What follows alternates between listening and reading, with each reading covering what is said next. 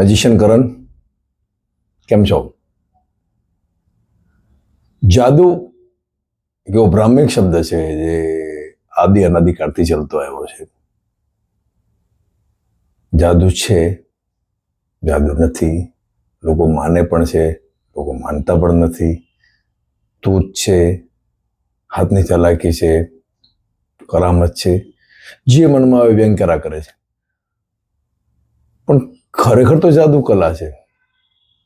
જાદુ શબ્દ લોકોને અમારા સુધી ખેંચીને લાવવાનો એક બ્રાહ્મિક શબ્દ છે, જેનાથી લોકો, બાળકો, વડીલો દરેક અમારા તરફ આકર્ષિત થઈને આવે કે ભાઈ જાદુ.